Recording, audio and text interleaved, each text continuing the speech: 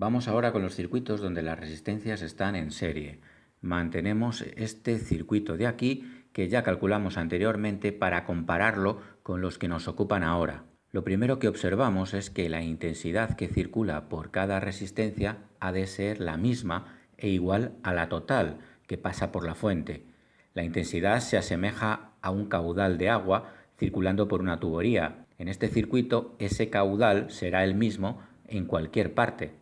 Otra cosa importante es que la tensión en R1 más la de R2 será igual a 10 voltios. Explicamos esto mejor con otro ejemplo. Cuando pasa intensidad por una resistencia, se crea en ella una caída de tensión o una diferencia de potencial donde el punto más positivo es por donde entra la corriente y el más negativo por donde sale. Suponemos que en extremos de R1 hay 7 voltios y en extremos de R2 3 voltios. Nombramos estos puntos para poder explicar que aquí el punto A es 7 voltios más positivo que el B y observando R2 el punto B es 3 voltios más positivo que el C. Por lo tanto, el punto A es 10 voltios más positivo que el C. El positivo se dibuja normalmente en rojo y el negativo en negro. ¿El punto B es positivo o negativo? ¿Cuántos voltios hay en B? Pues dependerá de con qué otro punto se compare, ya que la tensión es una diferencia de potencial entre dos puntos. B es 7 voltios más negativo que A y 3 voltios más positivo que C. Volvemos al circuito que queremos resolver. Si tensión es intensidad por resistencia y nuestra intensidad y resistencias son iguales, las tensiones en las resistencias serán iguales. Y si además su suma ha de ser 10, no queda otra que su valor sea 5 voltios. Como ya tenemos dos datos, hallamos el tercero. La intensidad por R1 y por lo tanto por R2 y la total será 2 amperios. Pero podemos llegar a este mismo resultado pensando un poco. ¿Cuál será la resistencia que sienten los electrones para pasar del más al menos?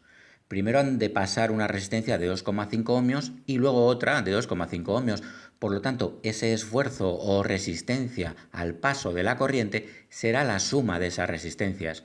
Siempre en un circuito serie, la resistencia equivalente será la suma de todas las resistencias. Si observamos estos dos circuitos, en ambos los electrones sienten una atracción de 10 voltios para ir del más al menos y tienen que vencer una resistencia de 5 ohmios. Si aquí circulaba una cantidad de 2 amperios, en nuestro caso también la intensidad será 2 amperios. Y ahora solo nos queda hallar la potencia que será la tensión por la intensidad. La intensidad por la fuente será 2 amperios y su potencia la suma de las potencias de las resistencias, como ya sabemos. Otro circuito. Se sigue manteniendo que la intensidad será igual, que la suma de las tensiones será la total, pero ya no podemos decir que la tensión en R1 será igual que la de R2, ya que aunque la intensidad por ellas sea la misma, no lo es su resistencia. Pero si la resistencia 1 es 4 veces mayor que la R2, su tensión también será 4 veces mayor. Y ambas han de sumar 10 voltios. Debe tener R1 8 voltios y R2 2 voltios. Podemos calcular la intensidad, pero también vemos que estamos ante un circuito similar a los dos anteriores. La tensión es 10 voltios y la resistencia total que ven los electrones es 5, ya que ahora primero pasan por una resistencia de 4 y luego por una de 1 ohmio. 4 más 1, 5. Por lo tanto, su intensidad será 2 amperios como antes. Y aquí muestro los valores de potencia. En este otro, con las resistencias de 40 y 10 ohmios, se sigue manteniendo esto. Y también que la tensión en R1 será 4 veces la de R2, ya que 40 es 4 veces 10. Por lo tanto, las tensiones son 8 y 2 voltios como antes. ¿Y la intensidad? Comparando con el resto, ahora la resistencia total es 50 ohmios, 10 veces más que antes. Por lo tanto, la intensidad será 10 veces menos. 2 amperios dividido entre 10 da 0,2 amperios, que también lo podríamos haber calculado con la ley de Ohm. Y ahora la potencia sale como antes multiplicando la tensión por la intensidad. Probamos con este nuevo circuito. Se sigue manteniendo esto. En cuanto a las tensiones, podemos decir que como R2 es un poco más de 3 veces que R1, su tensión será un poco más de 3 veces. Son unos valores de resistencia que no nos permiten compararlo fácilmente con los anteriores, así que recurrimos a calcularlo paso a paso. Ante un circuito serie, primero se halla la resistencia total o equivalente, que será la suma. Con este valor puedo hallar la intensidad total, que será la misma que la de todas las resistencias, y luego ya es inmediato hallar las tensiones y las potencias por las resistencias y la fuente. Fijaros cómo la tensión en R2 se podía haber calculado restando la tensión en R1 a 10 voltios, que es efectivamente un poco más de 3 veces la tensión en R1. Ha de quedar claro que en un circuito serie la tensión se reparte de forma proporcional. Cae más tensión donde hay más resistencia. Se explicó en un vídeo anterior lo que ocurre cuando se corta el neutro en una red de distribución, y esto nos va a servir para poner un ejemplo real de un circuito serie. La red es 400-230, por lo tanto le llegan 230 voltios a cada vivienda entre fase y neutro.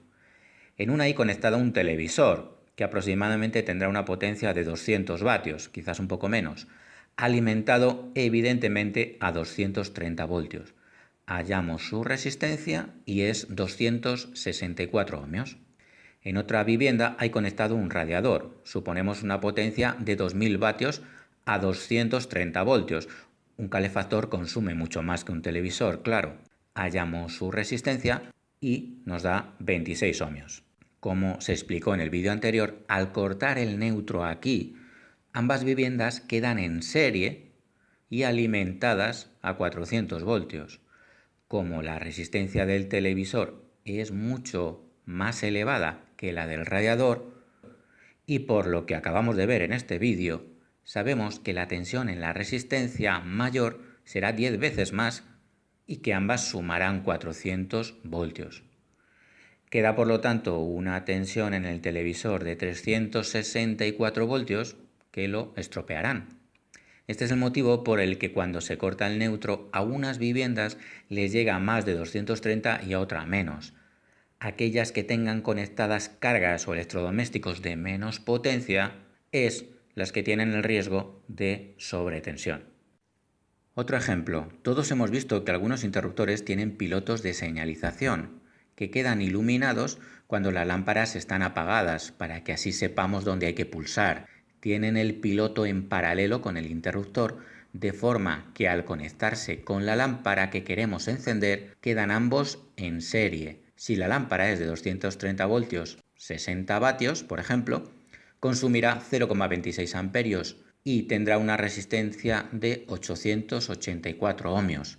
También podíamos haber llegado a este valor como antes directamente. El piloto será de mucha menos potencia, suponemos 1 vatio, y por lo tanto su consumo será muy bajo y su resistencia mucho mayor que la de la lámpara. En este ejemplo vemos que es 60 veces más resistencia y al estar en serie sabemos que caerán 60 veces más tensión en el piloto que en la lámpara. El piloto queda alimentado a 226 voltios, que es aproximadamente su tensión nominal, y por lo tanto se ilumina, mientras que la lámpara le caen 4 voltios, 230 menos 226, que es una tensión tan baja que no se ilumina. Por todo el circuito circulará intensidad, una intensidad muy baja que sirve para iluminar el piloto, pero no es capaz de hacerlo con la lámpara.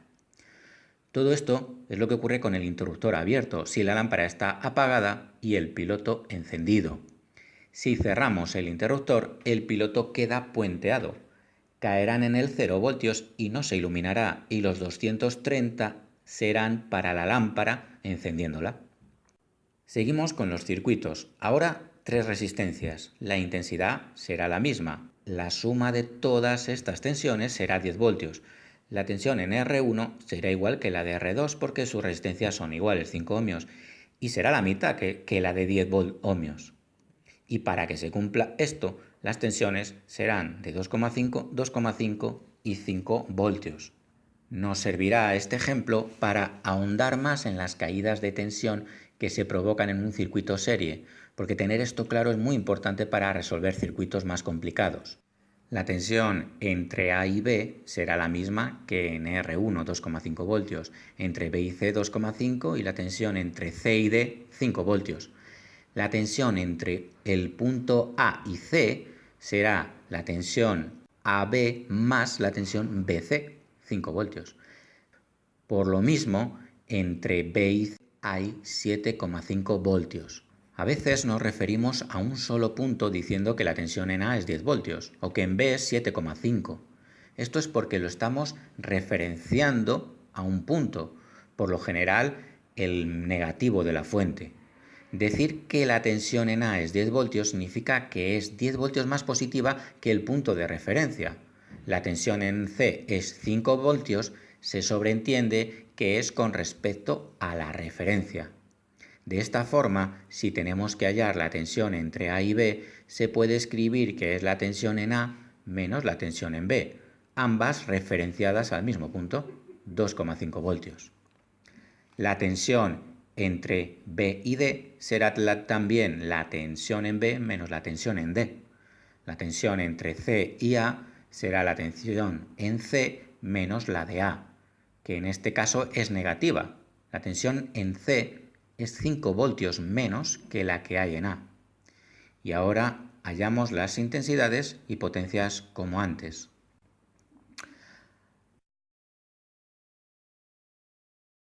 Acabamos con un circuito de 4 resistencias donde, observando el valor de las resistencias, la tensión en R3 será el doble que la de R2 y la de R2 5 veces la de R1. Hallamos la resistencia equivalente y así la intensidad total, que será para todas igual. Luego las tensiones, fijaros cómo también se puede calcular la tensión en R4 así, y las potencias las calculamos como antes. Y aquí se muestran las tensiones entre distintos puntos. Observar que se puede decir que la tensión entre A y D es 12,8 voltios, o también decir que la tensión entre D y A es menos 12,8. El punto D es 12,8 voltios más negativo, o 12,8 voltios menos que la tensión que hay en A.